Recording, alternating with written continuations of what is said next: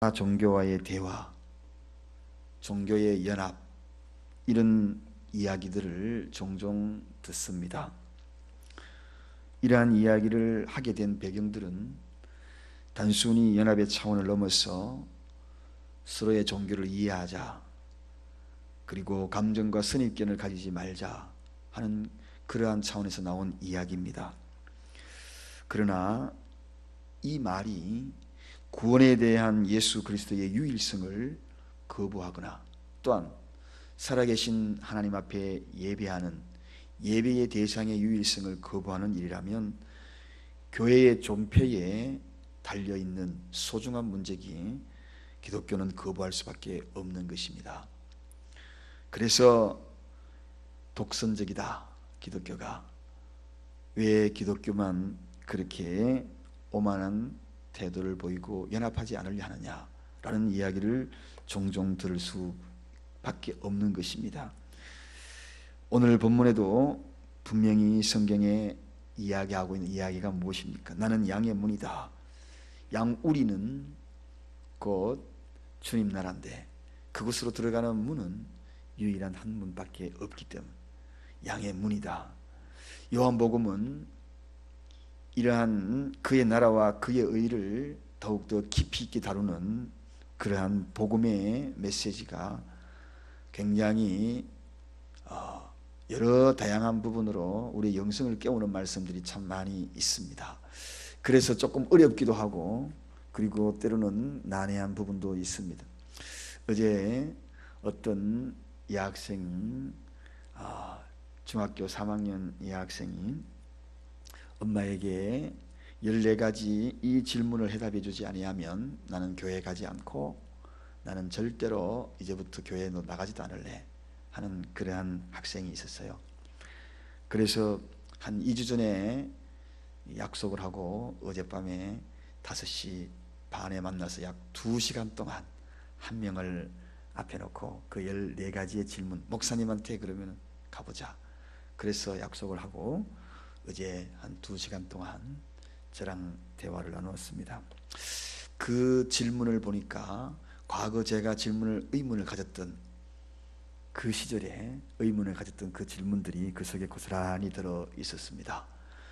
그리고 난 다음에 성경에 있는 이야기들 그리고 쭉 이야기하면서 마치 어린 아이들의 질문은 그렇잖아요.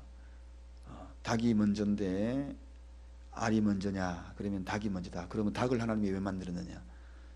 닭을 만들어서 또 왜 그러면 호랑이를 만들었느냐? 이제 이러한 질문들이죠. 이거 선악과 나무를 만들지 않았으면 되었을 텐데 왜 만들어서 우리를 죄짓게 했느냐? 왜 하나님은 아버지로 오셨는가?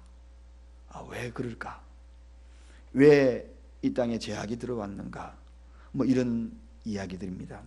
그런 이야기들을 성경으로 풀어가면서 이야기를 다 끝내고 나니 성경에 다 있네요 하는 것이 정답이었어요. 자기가 성경을 읽지 않아가지고 그렇다고. 그래서 어제 마치고 영접기도까지 했어요. 그러고 난 다음에 이제 집에 가서 나중에 엄마로부터 문자가 왔어요. 그 문자는 성경에 다 있는 것을 내가 성경을 읽지 않아서 그렇다. 목사님도 저도 사실 신학 박사잖아요.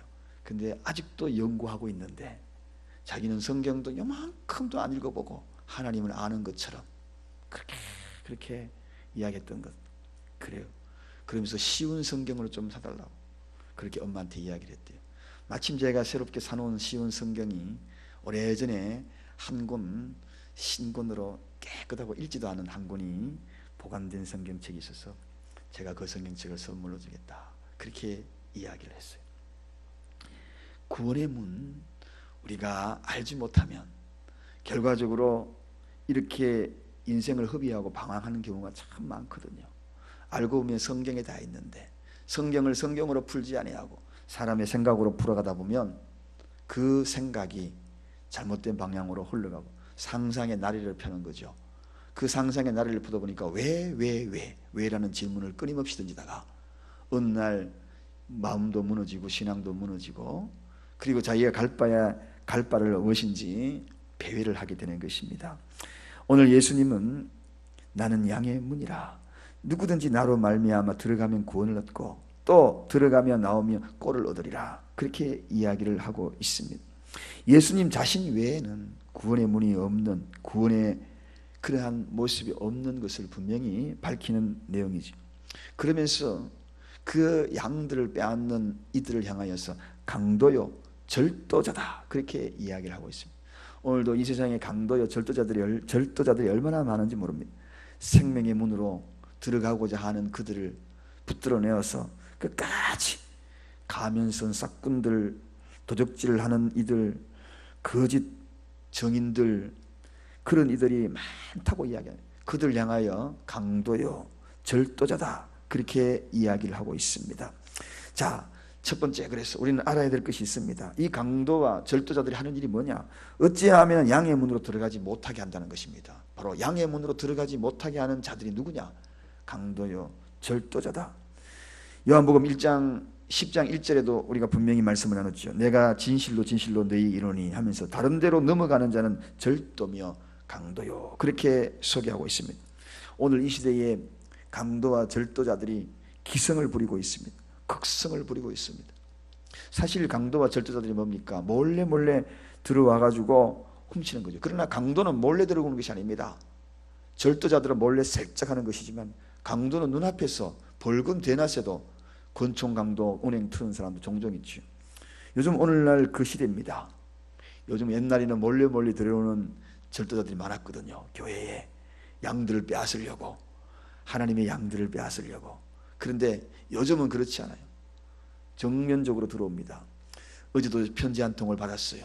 교회 앞으로 편지 한 통을 받았어요. 그 편지를 읽어가 보니까 마지막에는 S자로 시작하는 그러한 교회하고 딱 밝힙니다. 옛날에는 그저 밝히지도 않았어요. 이게 어디서 온 거지? 구원의 편지냐? 어디서 온 편지냐? 하고 호기심을 갖게 만들었는데 요즘은 그렇지 않아요. 정면적으로. 우리 보았잖아. 저번에 한번 우리 새가족 환영회 할 때 정면으로 쑥 들어와 가지고 목사님! 그러고 막 소리 지르는 사람 봤잖아요. 그렇습니다, 여러분. 사단은 이렇게 오래전부터 강도요 절도자로 양들을, 하나님의 양을 뺏으려고, 그리고 그 문으로 들어가지 못하게 발악을 하고 있는 것입니다. 마지막 때에 심판날에 이르기까지 그들의 할 그 일들을 끊임없이 해나갈 것입니다. 우리가 알고 있듯이 최초로 에덴 동산에 들어와서 바로 강도짓 하려고, 절도짓 하려고 들어왔지 않습니까? 그들이 들어와 가지고 한 일이 뭡니까? 두 가지 거짓 복음을 전합니다. 두 가지 거짓 복음입니다. 그게 뭡니까? 첫째는 선악과를 먹어도 결코 어떻게 해요? 죽지 아니하리라. 하나님은 어떻게 했습니까? 정령 죽으리라 그러는데 죽지 아니하리라 하고 거짓 복음을 전합니다. 이게 바로 절도와 강도자들의 하는 이야기죠. 사단이 최초로 한 이야기가 바로 거짓 복음입니다. 복음처럼 보였는데 죽지 아니하리라 그러니까 복음처럼 들리잖아요. 야, 선악과를 먹으면은 죽지 않은데, 어제 그 학생이 그러더라고. 선악과를 나무를 만들지 아니하고 호랑이로 만들지 짐승으로 만들어 놓으면 좋을 텐데 왜 꼭 하나님이 나무로 만들었느냐, 그렇게 이야기하더라고. 선악과 나무를. 그래서 저도 그랬어요. 내가 그걸 다 알면은 참으로 소중한데 나는 엄청난 그런 지식을 소유할 것이만, 그러나 내가 생각하기에는 하나님은 항상 좋은 것으로, 가장 인간에게 꼭 맞는 것으로, 알맞은 것으로, 바른 것으로 만드시는 분이라고 생각을 해.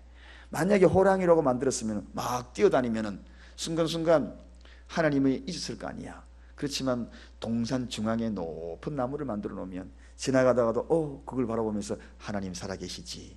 선악과는 벌을 주려고 하는 것이 아니라 하나님의 사랑의 이야기야. 그 사랑을 잊지 말자고 동산 중앙에 높이 세워놓으면 저 멀리서도 선악과 나무를 보이면서 하나님 우리를 사랑하지. 그렇게 해서 선악과를 동산 중앙에 만들어 놓은 거야. 그렇게 하니까 그렇겠네.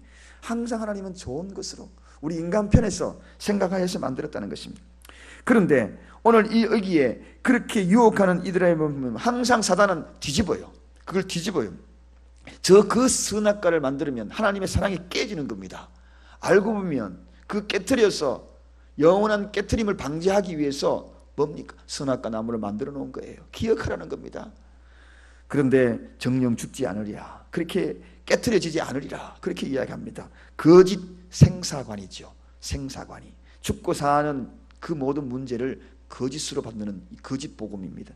또 하나의 거짓 신관이 나옵니다. 거짓 신관이 뭡니까? 하나님에 대한 신관입니다. 하나님과 같이 선악을 아는 존재가 되리라. 너는 하나님과 같은 존재가 되리라. 인간이 어떻게 하나님 같은 존재가 됩니까? 이 세상에 자기가 스스로 하나님이라고 나온 자들이 요즘은 더 많아져가지고 우리나라만 200명이 넘는답니다. 그들이 과연 하나님인가요? 하나님 같은 존재라는 것은 거짓 신관이죠. 여기에 속아서 넘어가는 이들이 얼마나 많습니까? 바로 이렇게 거짓 복음을 가지고 여기저기 구원의 문이 있다고 다가오는 일이 너무나 많다는 것입니다. 이게 바로 절도 강도에 하는 짓이라는 것입니다. 결코 문으로 들어가지 못하게 하는 방법이 바로 이런 방법으로 쓰고 있다는 것입니다. 그럼 뭡니까? 두 번째는 예수님 외에는 생명으로 인도하는 목자가 없다는 것입니다. 여러분, 유일한 구원의 길은 예수 그리스도밖에 없음을 우리가 다 믿지 않습니까? 알고 있듯이 요한복음 1장 저 앞에 우리가 묵상해 갈 때 그 안에 생명이 있으니 이 생명은 사람들의 빛이라. 그가 세상에 계셨으며 세상은 그로 말미암아 지은 바 되었으되 세상이 그를 알지 못하였고, 그렇게 소개하고 있습니다. 구원에 참된 그 길, 여러분, 인간은 굉장히 종교적인 의식이나 철학이나 이런 것들을 통하여서 구원의 길을 보여준다라고 갖은 방법으로 다 찾아보았습니다. 인본주의적인 노력으로 그 구원의 길을 찾을 수가 없었던 것입니다.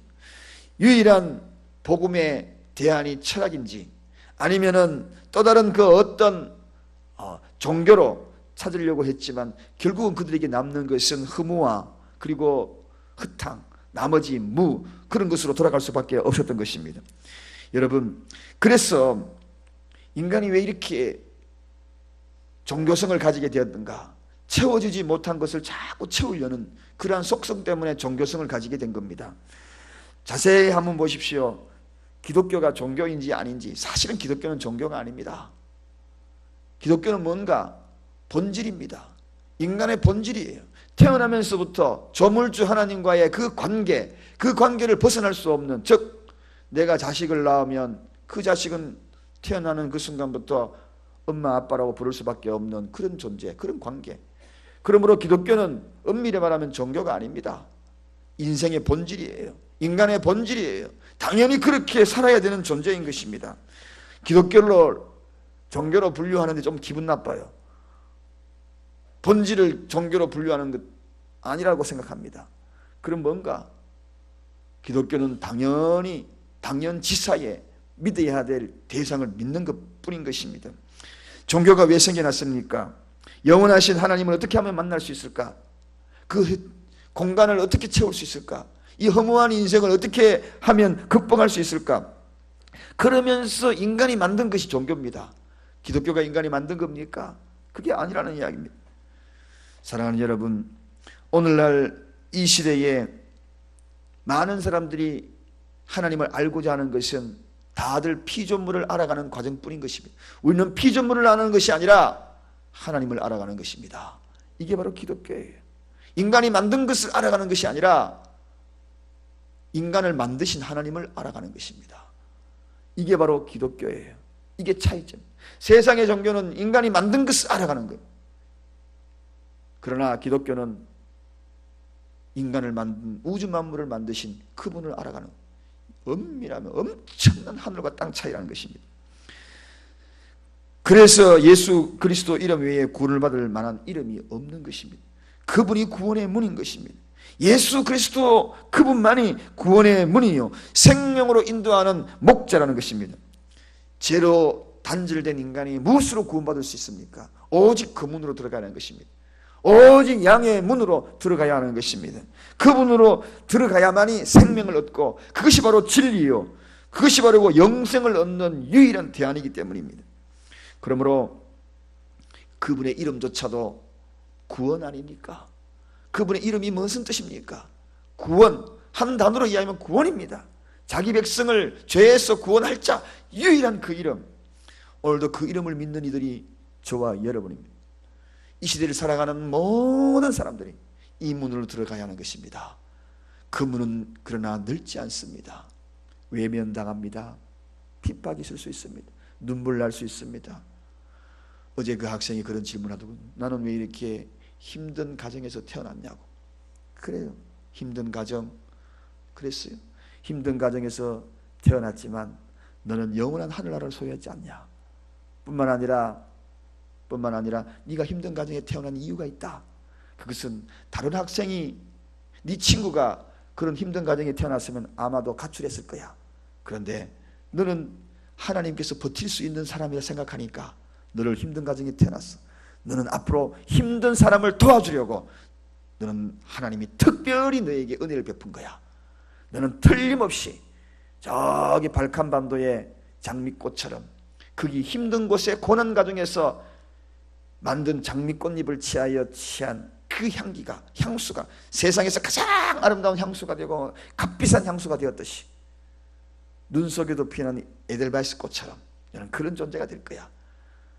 물려받아서 이루는 것이 아니라 너는 이룰 수 있는 능력이 있기 때문에, 그래서 너는 힘든 가정에 보석처럼 빛나는 존재로 나와서 많은 사람들이 너를 보면서 나도 저런 가운데 일어나야 되겠다, 그런 존재가 될 거야. 그렇게 이야기하니까 고개를 끄덕끄덕하더라. 여러분들이 왜 힘든 인생을 보내고 있습니까? 그것은 다른 것이 아니에요. 다른 사람 같으면 못 견뎠어요. 그렇지만 여러분은 견딜 수 있는 사람이고 그 고난을 극복하여서 보석처럼 빛나는 것을 통하여 주변에 있는 사람들에게 영향력을 끼칠 수 있는, 이름에도 불구하고 빛을 발할 수 있는 그러한 존재. 그게 바로 뭡니까? 어둠 속에서 빛을 밝히는 빛이 아니겠습니까? 예수님이 빛이라 이야기하였으니 우리도 너희도 빛이 되라고, 어둠 속을 밝히는 존재가 되라고. 오늘 말씀을 정리합니다. 기독교는 종교가 아닙니다. 본질입니다. 인간의 본질입니다. 당연히 태어날 때부터 믿어야 될, 아버지랑 어머니랑 믿어야 될, 불러야 될 그 이름이 하나님의 이름입니다. 구원의 문은 다른 것이 없습니다. 오직 그 문밖에 없습니다. 예수 그리스도, 그 문으로 들어가야 하는 것입니다. 기도하겠습니다. 하나님 아버지 감사합니다.